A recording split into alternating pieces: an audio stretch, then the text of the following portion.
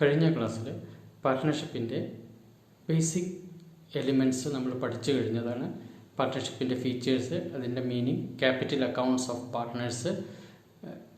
അപ്പോൾ ഈ ലെസണിൽ നമ്മൾ പഠിക്കുന്നത് പാർട്ട്ണർഷിപ്പ് അക്കൗണ്ട്സിൽ പാർട്ട്ണർഷിപ്പിലേക്ക് പുതിയൊരു പാർട്ട്ണറെ അഡ്മിറ്റ് ചെയ്യുമ്പോൾ എന്തെല്ലാം അക്കൗണ്ടിങ് ട്രീറ്റ്മെൻറ്റുകളാണ് പരിഗണിക്കേണ്ടത്, എന്തെല്ലാം അഡ്ജസ്റ്റ്മെൻറ്റുകളാണ് ചെയ്യേണ്ടത്, എങ്ങനെയാണ് എന്തെല്ലാം കണക്കിലെടുത്താണ് ഒരു പുതിയ പാർട്ട്ണറെ പാർട്ട്ണർഷിപ്പിലേക്ക് ഉൾപ്പെടുത്തുന്നത്.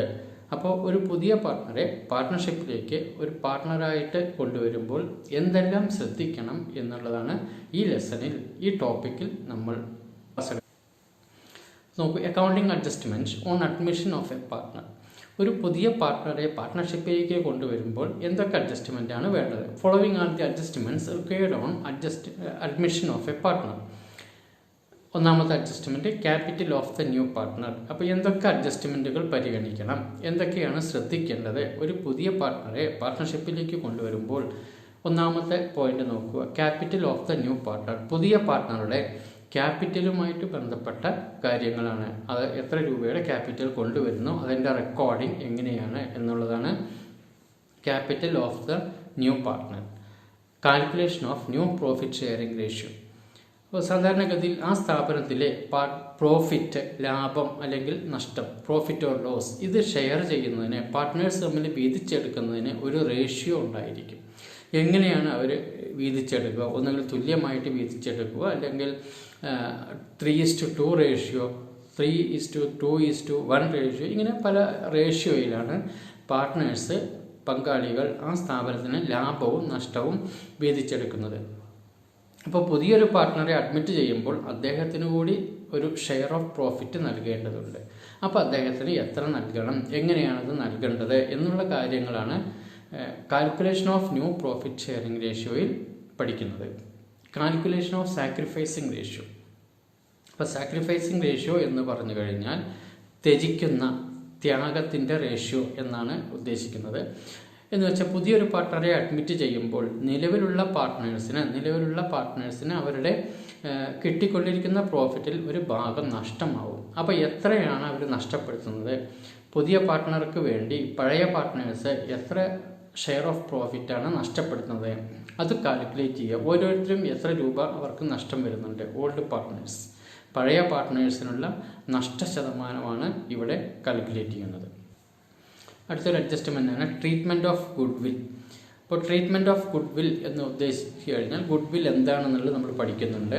അപ്പോൾ ആ സ്ഥാപനത്തിൽ എത്രയാണ് ആ സ്ഥാപനത്തിൻ്റെ ഗുഡ് വിൽ, അതിൻ്റെ സൽപ്പേര് എന്ന് വെച്ച് കഴിഞ്ഞാൽ ആ ബിസിനസ് സ്ഥാപനം ഇത്രയും കാലം മുന്നോട്ട് കൊണ്ടുപോയത് നിലവിലുള്ള പാർട്ട്നേഴ്സിൻ്റെ ശ്രമഫലമായിട്ടാണ്, അവരുടെ എഫേർട്ട് കൊണ്ടാണ് ഈ സ്ഥാപനം മുന്നോട്ട് കൊണ്ടുപോയി.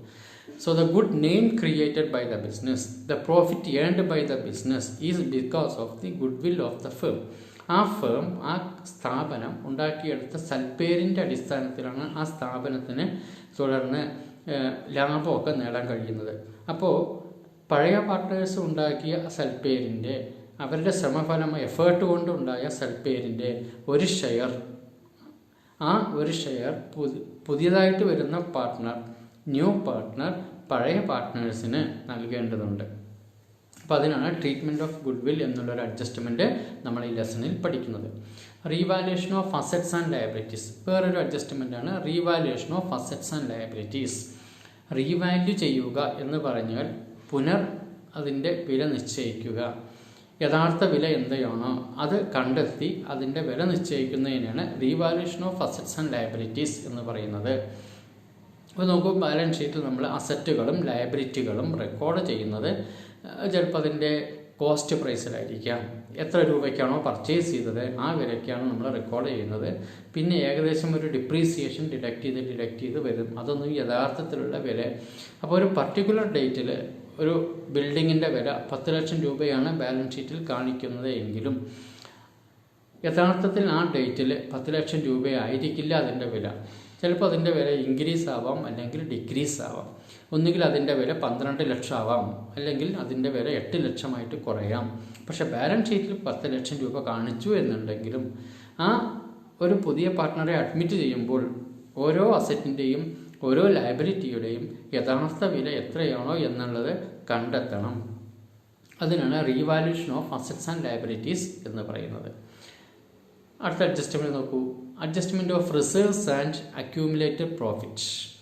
റിസർവ് എന്ന് പറഞ്ഞു കഴിഞ്ഞാൽ മുൻകാലങ്ങളിൽ ഉണ്ടായിരുന്ന പ്രോഫിറ്റ്, ലാഭം മുഴുവനും പാർട്ട്നേഴ്സിന് വീതിച്ചു കൊടുക്കാതെ ആ ലാഭത്തിൻ്റെ ഒരു ഭാഗം മാറ്റിവെച്ചിരിക്കുന്നു. മാറ്റിവെച്ച ലാഭത്തിനെയാണ്, വിതരണം ചെയ്യാതെ മാറ്റിവെച്ച ലാഭത്തിനെയാണ് റിസർവ് എന്ന് പറയുക. ഇത് യഥാർത്ഥത്തിൽ പ്രോഫിറ്റ്, ലാഭം തന്നെയാണ്. അതേപോലെയാണ് അക്യൂമുലേറ്റഡ് പ്രോഫിറ്റ്. രണ്ടിൻ്റെയും അർത്ഥം ഏകദേശം ഒരുപോലെ തന്നെയാണ്. റിസർവ് അല്ലെങ്കിൽ അക്യൂമുലേറ്റഡ് പ്രോഫിറ്റ് എന്ന് പറയും. ഇതിൻ്റെ അർത്ഥം വിതരണം ചെയ്യാതെ മാറ്റിവെച്ച ലാഭം എന്നുള്ളതാണ്. അപ്പോൾ വിതരണം ചെയ്യാതെ മാറ്റിവെച്ച ലാഭത്തിൻ്റെ ഒരു അഡ്ജസ്റ്റ്മെൻറ്റ് എന്ന് വെച്ച് കഴിഞ്ഞാൽ ഇത് പഴയ പാർട്ട്നേഴ്സിന് വിതരണം ചെയ്ത് നൽകണം എന്നുള്ളതാണ് പറയുന്നത്. Adjustment of capital accounts of partners.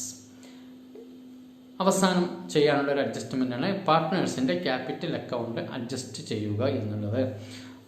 ഇതിൻ്റെ അർത്ഥം പാർട്ട്നേഴ്സിൻ്റെ ക്യാപിറ്റൽ അക്കൗണ്ടിൽ ഒരുപാട് ഇടപാടുകൾ നടന്നിട്ടുണ്ടാകും. Interest on capital, salary, profit, ഇങ്ങനെയുള്ള കുറേ അഡ്ജസ്റ്റ്മെൻറ്റുകൾ കാലാകാലങ്ങളായിട്ട് നടത്തുന്നതാണ്. അപ്പോൾ ഒരു പർട്ടിക്കുലർ ഏരിയയിൽ ഒരു പുതിയ പാർട്ട്ണറെ അഡ്മിറ്റ് ചെയ്യുമ്പോൾ എല്ലാ പാർട്ട്നേഴ്സിൻ്റെ ക്യാപിറ്റലുകളും ഒരു പ്രത്യേക റേഷ്യോയിലേക്ക് കൊണ്ടുവരിക, സാധാരണഗതിയിൽ അവരുടെ പ്രോഫിറ്റ് ഷെയറിംഗ് റേഷ്യോയിലേക്ക് കൊണ്ടുവരിക എന്നാണ് ഉദ്ദേശിക്കുന്നത്. അപ്പോൾ ചിലപ്പോൾ ചില പാർട്ട്നേഴ്സിൻ്റെ ക്യാപിറ്റൽ ബാലൻസ് കുറേ ബിസിനസ്സിൽ കിടപ്പുണ്ടാവും. ചില പാർട്ട്നേഴ്സിൻ്റെ ക്യാപിറ്റൽ ബാലൻസ് കുറവായിരിക്കും. അപ്പോൾ എല്ലാവരുടെയും ക്യാപിറ്റൽ ബാലൻസ് ഒരു പ്രോഫിറ്റ് ഷെയറിംഗ് റേഷ്യോയിലേക്ക് കൊണ്ടുവരുന്നതിനാണ് അഡ്ജസ്റ്റ്മെൻറ്റ് ഓഫ് ക്യാപിറ്റൽ അക്കൗണ്ട്സ് എന്ന് പറയുന്നത്. അപ്പോൾ ഇതിൽ പറയുന്ന ഓരോ അഡ്ജസ്റ്റ്മെൻറ്റുകളും 7 അഡ്ജസ്റ്റ്മെൻറ്റുകളാണ് അഡ്മിഷൻ സമയത്ത് ഒരു പുതിയ പാർട്ട്ണറെ പാർട്ട്ണർഷിപ്പിലേക്ക് കൊണ്ടുവരുമ്പോൾ ശ്രദ്ധിക്കേണ്ട 7 അഡ്ജസ്റ്റ്മെൻറ്റുകളാണുള്ളത്. അപ്പോൾ ഈ 7 അഡ്ജസ്റ്റ്മെൻറ്റുകൾ ഒരു 4-5 മാർക്കിന് പരീക്ഷയ്ക്ക് ചോദിക്കാറുണ്ട്. അഡ്ജസ്റ്റ്മെൻറ്റുകൾ എന്തൊക്കെയാണെന്ന് ഓരോന്നും നമുക്ക് വിശദമായിട്ട് പഠിക്കാം. ഒന്നാമത്തെ അഡ്ജസ്റ്റ്മെൻറ്റ് നോക്കൂ. Capital of the new partner. പുതിയ പാർട്ട്ണറുടെ ക്യാപിറ്റൽ എന്നാണ് ഉദ്ദേശിക്കുന്നത്. ദ ന്യൂ പാർട്ട്ണർ അല്ലെങ്കിൽ incoming partner brings an amount of capital to the business. The capital is required to get a share in the assets and liabilities of the business. The new partner may bring capital in the form of cash or assets. The new partner brings an amount into the business. പുതിയ partner ഒരു തുക ബിസിനസ്സിലേക്ക് കൊണ്ടുവരണം. ക്യാപിറ്റലിൻ്റെ ഫോമിൽ. Capital എന്നാണ് അതിൻ്റെ പേര് നമ്മൾ കൊടുക്കുന്നത്. അപ്പോൾ അദ്ദേഹം ക്യാപിറ്റലായിട്ട് കുറച്ച് തുക ബിസിനസ്സിലേക്ക് കൊണ്ടുവരണം. The capital is required. എന്തിനാണിത് കൊണ്ടുവരുന്നതെന്ന് ചോദിച്ചു കഴിഞ്ഞാൽ ആ ബിസിനസ് സ്ഥാപനത്തിലെ അസറ്റിൻ്റെയും ലയബിലിറ്റീസിൻ്റെയും എത്രയാണോ ബിസിനസ്സിലുള്ള അസറ്റ്, ലയബിലിറ്റീസ്, ഇനി മുതൽ ഇദ്ദേഹം കൂടെ, ഈ പുതിയ പാർട്ട്ണർ കൂടെ അതിൻ്റെ ഒരു ഉടമസ്ഥനാവാൻ പോവുകയാണ്. ഉടമസ്ഥാവകാശം ലഭിക്കുകയാണ്. അപ്പോൾ അത് ലഭിക്കുന്നതിന് വേണ്ടിയാണ് ക്യാപിറ്റൽ കൊണ്ടുവരുന്നത്. അപ്പോൾ ഈ കൊണ്ടുവരുന്ന ക്യാപിറ്റൽ ക്യാഷ് ഓർ അസറ്റ്സ് ആവാം. ഒന്നുകിൽ ക്യാഷ് കൊണ്ടുവരാം, അല്ലെങ്കിൽ ക്യാഷിന് പകരമായിട്ട് അസറ്റുകൾ, land, building, stock, furniture, debtors, ഇങ്ങനെയുള്ള അസറ്റുകളും കൊണ്ടുവരാം. അപ്പോൾ അതിൻ്റെ അക്കൗണ്ടിങ് എൻട്രി സാധാരണ നമ്മൾ കഴിഞ്ഞ വർഷം പഠിച്ച അക്കൗണ്ടിങ് എൻട്രി തന്നെയാണ്. ക്യാഷ് കൊണ്ടുവരുമ്പോൾ സ്റ്റാർട്ടഡ് ബിസിനസ് വിത്ത് ക്യാഷ് എന്ന് പറയുന്ന ആ ഒരു entry, cash account item to capital എന്ന് നമ്മൾ കഴിഞ്ഞ വർഷം പഠിച്ചിട്ടുണ്ട്. സെയിം എൻട്രി തന്നെയാണ്. അപ്പോൾ cash account item to new partners capital account, new പാർട്ട്ണറുടെ ക്യാപിറ്റൽ അക്കൗണ്ട് ക്രെഡിറ്റ് ചെയ്യുക. കഴിഞ്ഞ വർഷം പഠിച്ച ജേണൽ എൻട്രി തന്നെയാണ്. ഇനി ഇതല്ലെങ്കിൽ ക്യാഷ് മാത്രമല്ല കൊണ്ടുവരുന്നത്, ക്യാഷിൻ്റെ ഒപ്പം അല്ലെങ്കിൽ കുറച്ച് അസറ്റ് കൂടെ, ലാൻഡോ ബിൽഡിങ്ങോ ഫർണിച്ചറോ ഇങ്ങനെ അസറ്റുകൾ കൂടെ കൊണ്ടുവരുന്നുണ്ടെങ്കിൽ അപ്പോൾ എങ്ങനെയാണ് എൻട്രി വരിക എന്ന് നോക്കാം.